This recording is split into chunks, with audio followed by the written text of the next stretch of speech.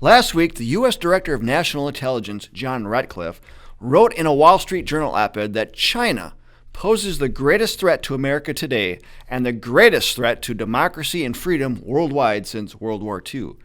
Beijing intends to dominate the U.S. and the rest of the planet economically, militarily, and technologically.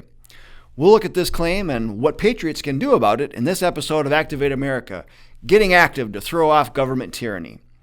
Since before the inception of Communist China, U.S. foreign policy has been to help communists take power and then grow in economic success. Now imagine that. The United States building and sustaining an enemy that is now its main threat. It seems inexplicable until you realize the forces that you're dealing with. World domination is not just a comic book storyline. It's a plot for globalists and elitists who want to control all of humanity. Now, while this sounds a bit surreal, not even the fiction writers of the Twilight Zone could compete with this truth. In 1951, Mr. Robert Welch, who would form the John Birch Society 7 years later, wrote a letter to a friend who had asked him about China. The letter grew into a book called May God Forgive Us, published in 1952. In it, Mr. Welch wrote that Mao's communists had conquered the country within 5 years after the end of World War II. He said this was impossible to do so by force. Instead, it was accomplished by an almost unbelievable combination of trickery, chicanery, and treason. At every step, Mao Zedong could have been stopped by our government, and usually by simply carrying out orders of the American Congress and giving Chiang Kai-shek the supplies Congress had actually voted him. Instead, we deliberately turned over rule of China's 400 million people to Stalin's stooge. A communist economic system cannot sustain itself. It's a bankrupt system that has failed every single time it has been tried. Communism would have been stamped out of existence in Russia and China if the United States had not come to their aid time and time again. While most Americans don't know this, they may have heard about China's plot to infiltrate and conquer the U.S. In his book, China, the Deep State's Trojan Horse in America, former CEO of the John Birch Society, Arthur Thompson, explains how we empower this totalitarian regime. Frankly, China would not be much of a threat if it were not for the deep state within our country that is not only helping China to become powerful, but helping to grow China's strength within the United States in business, trade, our education system, and so many aspects of our society. All this while generally going unnoticed by our citizens, Thompson wrote. Citizens are beginning to see China's depths of depravity as revealed by insiders. For instance, on his Fox News show, Tucker Carlson aired part of a speech from an economics professor who is also an associate dean of the School of International Studies at Renmin University in Beijing, a Dr. D. Dongxing. Professor Dongxing bragged that between 1992 and 2016, the U.S. and China were able to settle a myriad of differences because we have people at the top of America's core inner circle of power and influence. The Washington Times reported the professor is a frequent consultant to Chinese Communist Party and government organs. The speech was given in China and quickly deleted from social media platforms in China soon after its upload.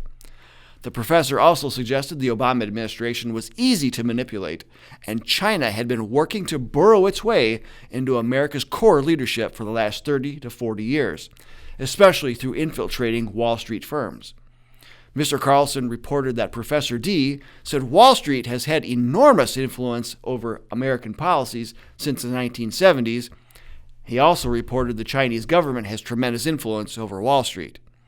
However, beginning in 2016, Wall Street ran into a problem. Professor D said it couldn't fix Trump. Trump started a trade war with China, and the professor's Wall Street friends told him they tried to help fix the situation, but couldn't do so. In the video, Professor D said the traditional elite, the political elite, and the establishment are all very close to Wall Street. He confirmed China helped to build the foundation of Hunter Biden's business dealings in China. And as Mr. Carlson mentioned, now you know why you weren't allowed to talk about Hunter Biden's laptop. Why big business aligned as one, the tech companies and all the rest, to suppress that story because they were implicated. As the New American summed up, it's also clearer still why China has gotten away with stealing our intellectual property and defense technology, bullying our businesses, censoring our movies, and putting its propaganda in American schools and universities via its Confucius Institutes. It's for the same reason why we've had what Trump rightly described as stupid trade deals. But the reality is that our pseudo-elites are not that stupid.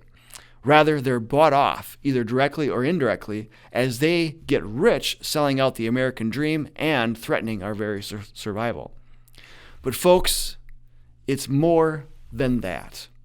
As Mr. Thompson wrote in his book, the enemy of communism is freedom, and the most free country is the United States, which makes us the primary target of the communist, particularly the Chinese communist.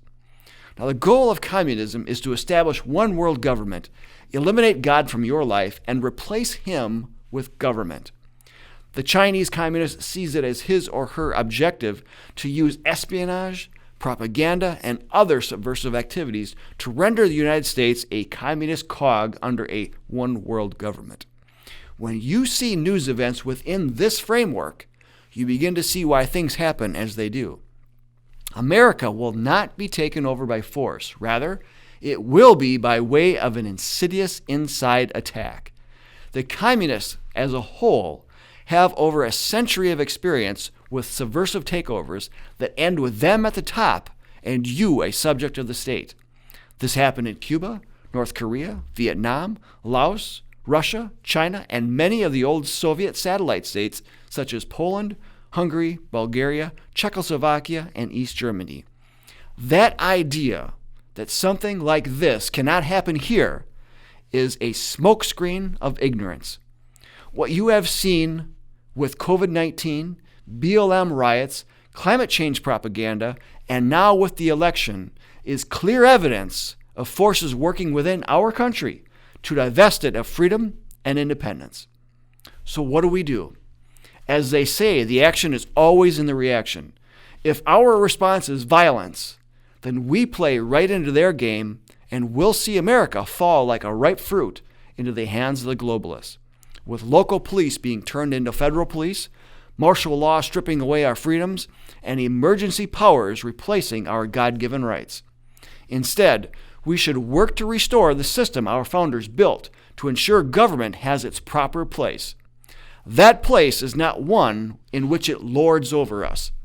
Constitutional American government is designed to protect our God-given rights and works only within its tightly defined constitutional powers.